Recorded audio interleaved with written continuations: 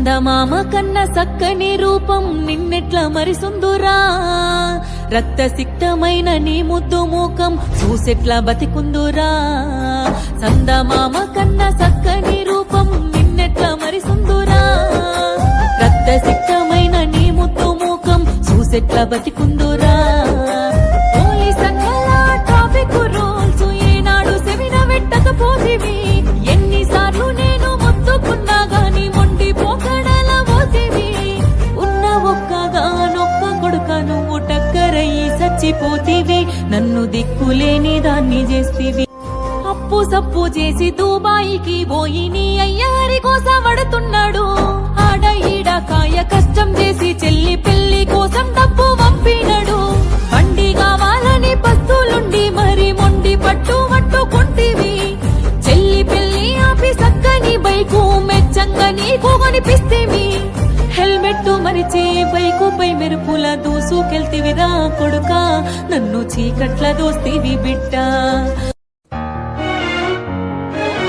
బండి కూడా తీసుకురండి అయ్యా నా బండి అంటే చాలా ఇష్టం అయ్యా నా కొడుకుకి లేచి నడుపుతాడయ్యా నా కొడుకు నాయనా లేదా నేను మీ అమ్మనొచ్చిండ్రా నా దిక్కు చూడరా ఒకసారి ఈ అమ్మ ముఖం చూడరా రేపటి నుంచి నేను ఎవరికన్నా పెట్టాలరా ఎవరితోటి మాట్లాడాలరా పైకి వద్దురా అంటే బండి తీసుకున్నావు కదరా ఇప్పుడు నాకు కనిపించకుండా పోతుంది కదరా నేనేం చేయాలిరా నాకు ఎక్కడ నాకు కొడుకు కదరా అమ్మగా లేరా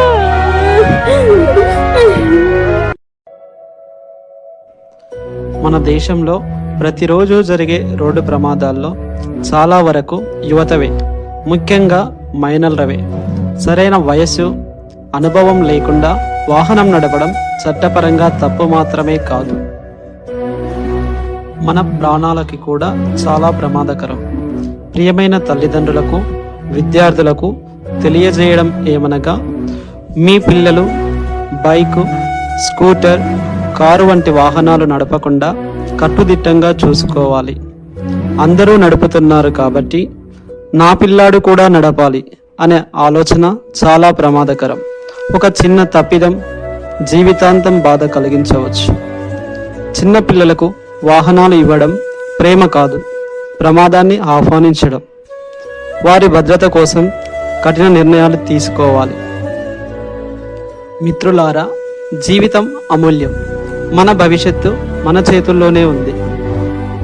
కాబట్టి ప్రయాణిస్తున్న సమయంలో హెల్మెట్ ధరించడము, తగిన వేగంతో వెళ్ళడము, ట్రాఫిక్ నియమాలు పాటించడం మన బాధ్యత మాత్రమే కాదు, మన కుటుంబం, మన సమాజం పట్ల ఉన్న బాధ్యత కూడా.